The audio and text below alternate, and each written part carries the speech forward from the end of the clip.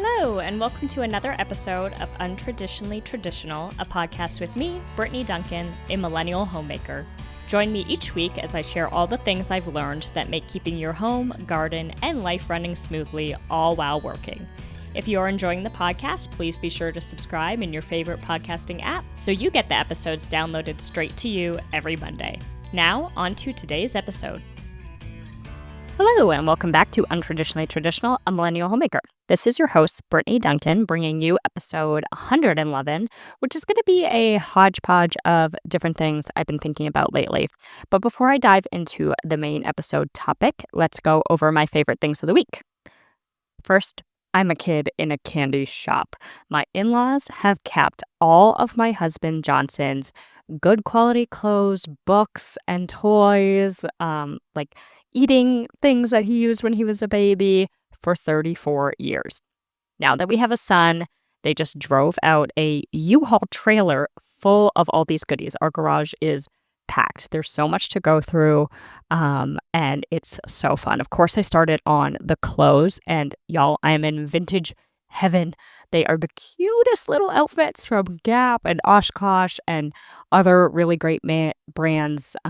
Super adorable, well-made. I'm going to be sharing reels of what I am unboxing so you can share in the cuteness because it's just over the top. I am obsessed with everything. I was joking with my mother-in-law that the amount of times I have said, "Oh my gosh, so cute," as I've been unboxing this stuff is insane.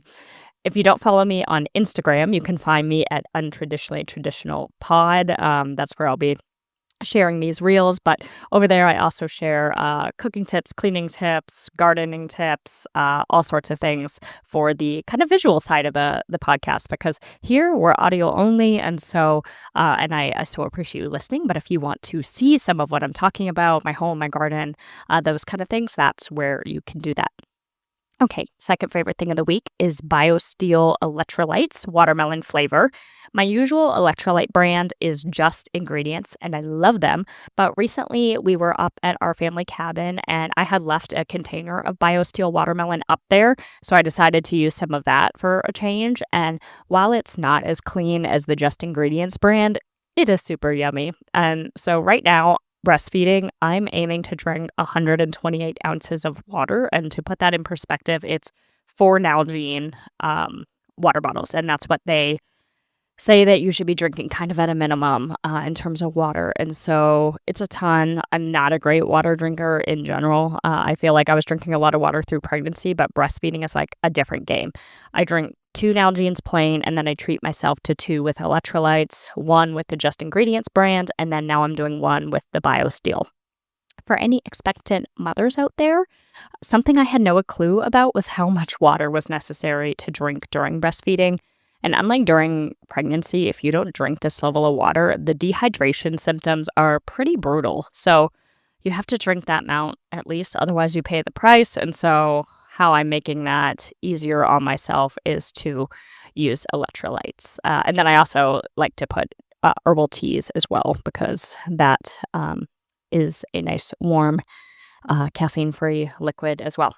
Okay, last but not least is Carter's onesies.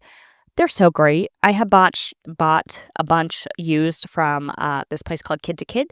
And then a friend of mine had given me a bunch as well as hand-me-downs from her son. And the 2-way zippers that are on the Carter's onesies make changing diapers so much easier. And I like how thick they are to keep our little guy warm. In Boise, it's been chilly in the mornings this summer. And in our cabin in Stanley, it's always chilly in the morning, even in August. So these thicker onesies have been really great. But that 2-way zipper is crucial. I would say, my husband and I were joking about this the other day, that in terms of onesies, it's like magnets trump zippers, zippers trump snaps, snaps trump buttons. And so that's kind of, in terms of ease, the way to go. A lot of the really cute outfits, though, have buttons, and Johnson's always not loving when I put him in something that has a billion buttons to undo to get to the diaper area. But they're cute, so what are you going to do? Okay. On to the main episode. As I mentioned, breastfeeding my son, there's a lot of quiet moments throughout the day and night where I'm left with my thoughts. And lately, I've been trying to live a bit more analog in terms of what I'm consuming. The other night, it's 2 a.m., contemplation was about how many times we touch energy or technology throughout the day. Sometimes technology can feel like a burden. Why won't my phone stop dinging? Why do I need an app for everything? Why can't I talk to a real person? Why must I resort to getting directions from some AI chatbot? I hear you. I can relate to these feelings. But as I was sitting, feeding, and thinking about this, I was struck with the idea that we may be throwing the baby out with the bathwater when it comes to technology. That original thought that popped into my head was, I wonder what it would be like to try and live one day without technology or electronic tools. About 2 seconds later, I started fantasizing about how yummy my morning coffee was going to taste, because that's what you do at 2 a.m. when you're breastfeeding. But wait, short of making my own fire, that would use electricity, technology. Whether I use our drip coffee maker or a kettle and French press, it's going to require those things. Even the most simple breakfast, cereal and milk, would need a refrigerator, unless I had powdered milk. Imagine if you wrote down every time you use something electronic throughout the day. Coffee, your stove. Breakfast, your fridge. Phones, cars, laptops, thermostats, laundry machines, lawnmowers, dishwashers. After a day of writing down how reliant we are on power, I think it would be very eye-opening. As I sat and mulled over all of the devices, tools, and tech I use, even in a seemingly analog day, rather than resenting the tools, I was feeling more grateful for our tools, the ones that allow us to do our homemaking tasks. When I think about tools and devices that don't make us happy, it tends to be the ones where the goal is engagement rather than efficiency. The makers of the refrigerator didn't make it with the goal for you to stand in front of it for hours on end staring with the door open. In fact, if you have the door open for too long, an alarm goes off telling you to close it. While phones and laptops certainly have some efficiency benefits, and their makers would like to have you believe that that's their primary purpose, we know the truth, right? Engagement is the number one goal for these companies. How long can we keep Brittany on her screens for? Or if Brittany opens her phone to check a date on her calendar, what's the likelihood she will open Instagram while she's holding her phone? I'll admit, it's high. Now, this isn't one of those ban technology, get rid of Instagram conversations, because who am I to tell you to do what to do with your time, right? Like, I love Instagram. I find a lot of inspiration from it. I'm very strict with my algorithm and what it feeds me. I try to make sure that the people I'm following are inspirational, which is why the content that I put out on my page, I try to make sure that it's inspirational as well. But it's an awareness that I had the other night that I was generalizing the negatives of technology and the pros of an analog life, when the vast majority of technology and tools in my home are helpful. It's a select few that need heavy guardrails. I can tell you, since taking mental note of all this tech that I use in homemaking, I've been much more grateful for it. Throwing a load of laundry in, thanks be that I'm not having to drag my laundry down to a river with a washboard and a wringer. Dryer that my clothes will be dry in 40 minutes, and I don't need a clothesline. Although I do think there's something super romantic about air-dried laundry on a summer's day. Although here in Boise, it's been so windy that I'm pretty sure my negligees would be 3 doors down and covered in dirt from all the wind. Vacuuming, right? It only takes me 20 minutes thanks to my stick vacuum. You get the idea. You start to see the tools you have with gratitude versus an autopilot indifference that can lead us to feeling sorry for ourselves that we have so much to do around the house pretty quickly. So that was my first musing, right? The other musing came from reading one of my favorite books, which I'm going to read you an excerpt of. This passage comes from Living a Beautiful Life by Alexandra Stoddard, originally published in 1986. All right, here's the quote.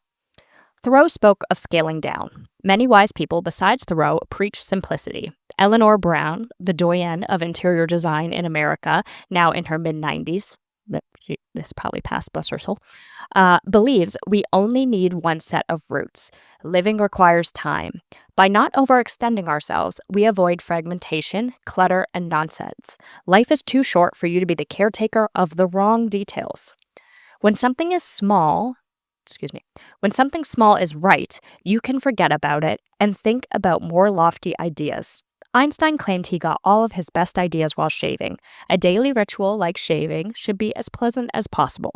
Towels that absorb well, face creams that soothe, are like napkins soft to the touch, matches that light, garbage bags that hold, can openers that open, effective small things that are reassuring, if minor discoveries. I'm willing to pay attention to the little things. When they're right, they shore us up. When they're wrong, they are a burden. Life is fundamentally a matter of paying attention. It's up to us to improve the environment where we live by giving greater attention to the details that create personal rituals. As I read this, I felt like it was a light bulb moment. When small things are right, they shore us up. When wrong, they burden us. Since reading this, I've been taking stock of what seemingly small things are that are actually burdens in my household. My mother-in-law just had a moment with this the other day when we were visiting the cabin. A non-stick alternative frying pan was anything but. She decided to let it go. She said, life is too short to be scrubbing pans that are underperforming. And she's exactly right. In our home, it's often workflows that get us. Coffee mugs in the wrong cupboard. Or the main thing that drives my husband batty is having to bend over to get something that he accesses multiple times a week. It's a small thing, a minor frustration, but time after time after time, these small frustrations and inconveniences become bigger. If you add up the 30-second time periods throughout the day for things that took you longer because they didn't work right or are not set up well, at the end of the day, week, month, year, you've lost some serious time to inefficiency. And the time isn't even the biggest loss. It's our inner peace, that little voice in your head that goes, ugh, I hate this thing, every time you use it. So what I'm doing is starting to take stock of those moments. I'm not replacing those things right away or changing systems right away. I'm simply making note. If I replaced everything that annoyed me slightly, I think I would spend a bunch of money and likely buy something that doesn't really solve the issue. There's a certain level of making do that is required depending on your financial situation, and I don't want to discount that.